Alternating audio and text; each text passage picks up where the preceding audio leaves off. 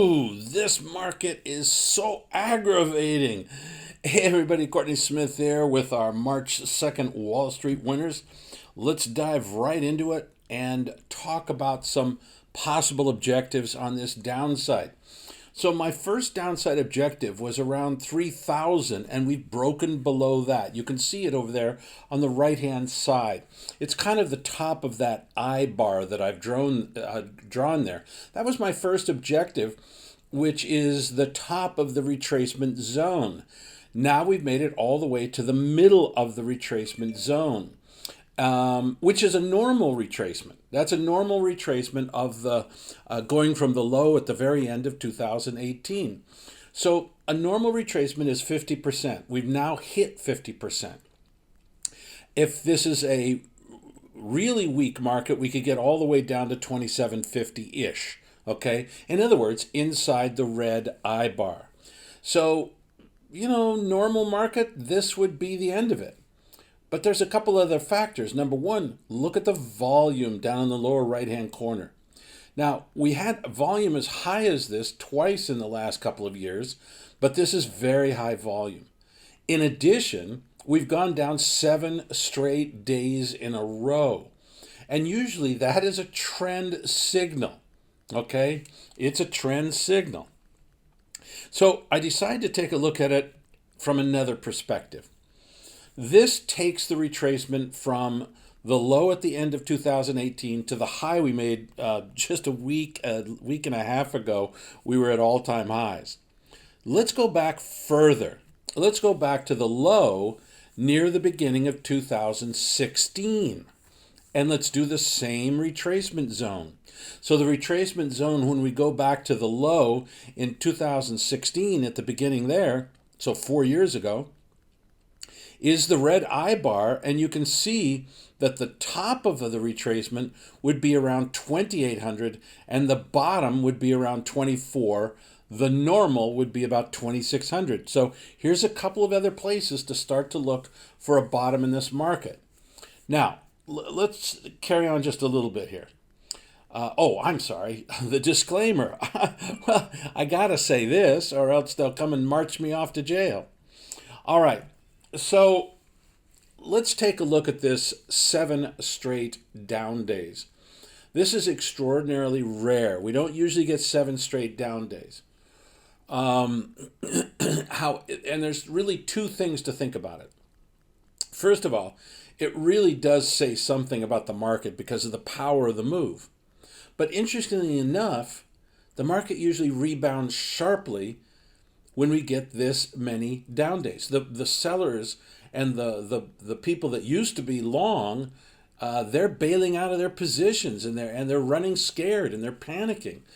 And usually when you get to 7 down days, 8 down days, 9 down days, they're exhausted. They've run out of selling.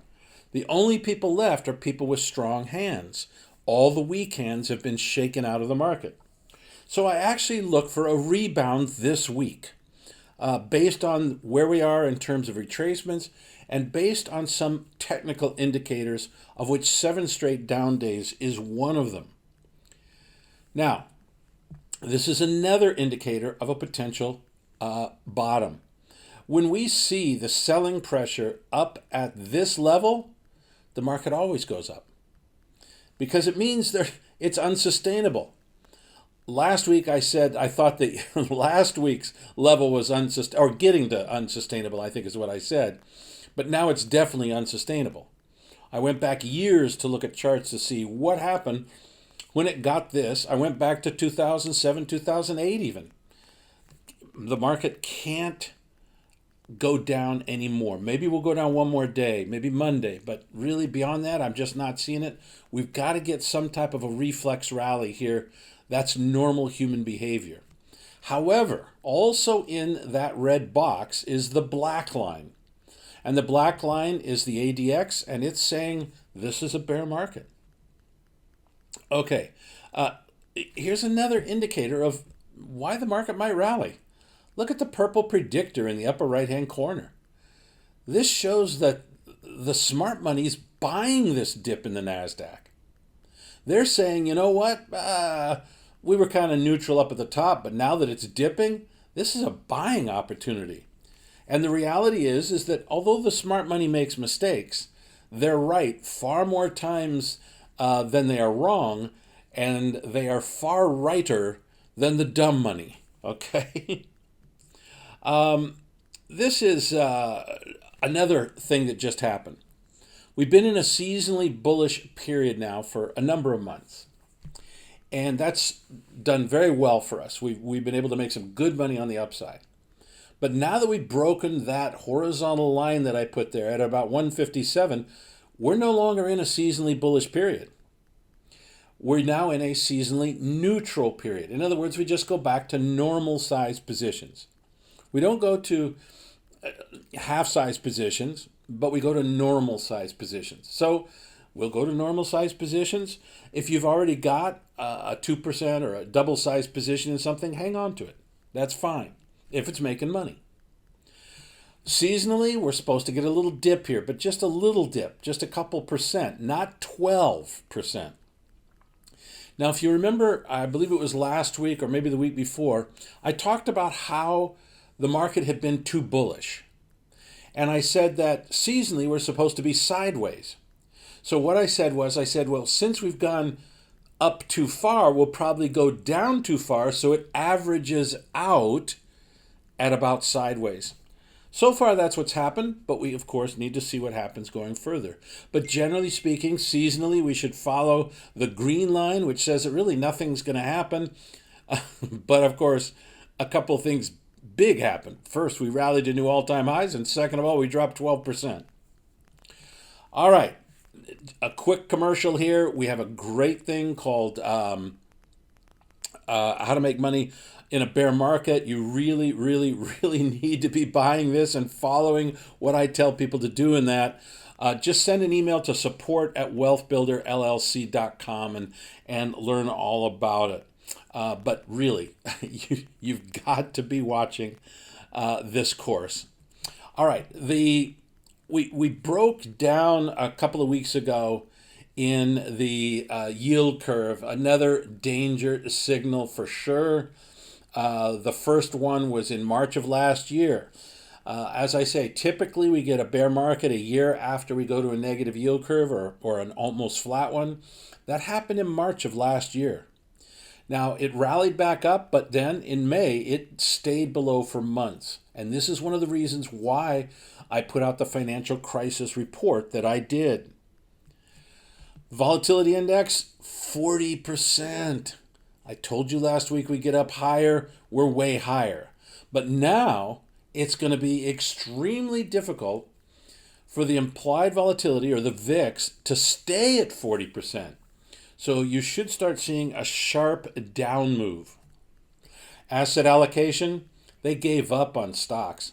They said, we got to get us some of them bonds, because we know if we buy a bond, we know that eventually it'll always sell at 100. We'll be able to cash it in at 100. So there's no price risk in a bond if you hold it to maturity.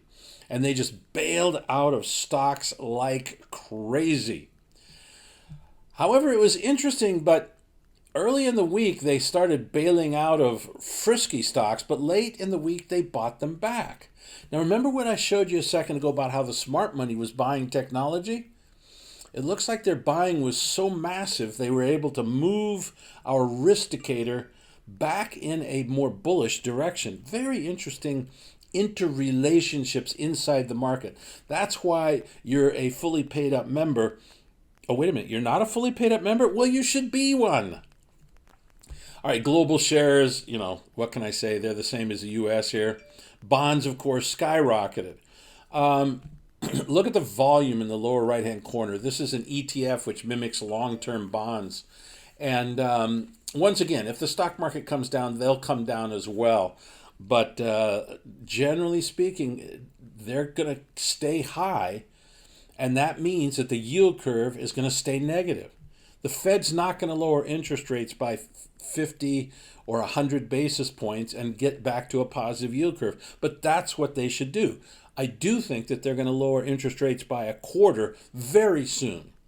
Very soon. Okay? Within the next 3 weeks, I think they're going to cut interest rates by 25 basis points. And by the way, they'll not talk about the economy. It's going to be the coronavirus being a threat to the economy. That'll be the reason why they're going to do it. Look at our indicators here. Our bond key indicators, all three, the bonds yields are down, German yields are down, CRB is down. Even gold cracked late in the week. You can see it up at the top. It was rallying early, but then it cracked. So lower long-term interest rates for sure. The dollar came under a lot of pressure. Gold. Now, let me explain this. I think I explained it last week, but when gold, in the early stages of a recession or financial panic, gold actually goes down. It goes up going into the panic. Once the panic is occurring, and certainly last week was a panic, gold starts to collapse. And it collapses because people sell it to support their margin calls in the stock market. So you're going to see gold under a lot of pressure here over the next week or so. But then what happens is, after, in a normal bear market, go back to 2008, you'll see it. Gold dropped for several months, and then before the bottom of the stock market, it started to rally when the Fed starts to ease. And so everybody goes, oh my God, the Fed's easing. So it costs us less money to carry gold, and there's going to be incredible inflation in the future. And then gold leads the stock market out of the bear market. So we're in the early stage of what's going on here. So our indicators, though, you can see up at the top indicator is up, the middle one's down, and the one on the bottom is very strong, but gold's going down because the thing that I'm talking about overrides all of this for the short term. Overrides it all. Crude oil collapsed on the ideas that there's not going to be an economy because of coronavirus, and as a result, nobody's going to buy anything, nobody's going to go into the shops, nobody's going to go to any events, and therefore, as a result, there will be no economy. We'll all sit at home and telecommute. And as a result, the economy is going to collapse. Therefore, we don't need oil. All right, Bitcoin also. Similar situation that I see here that I see in the what am I trying to say? In gold. They're selling it off to pay for their margin calls in the stock market. All right, freebies. Love having you here, but you really, in a time like this is why you need to be a fully paid up member. Fully paid up members, hang on 1 second. Got a lot of special stuff for you.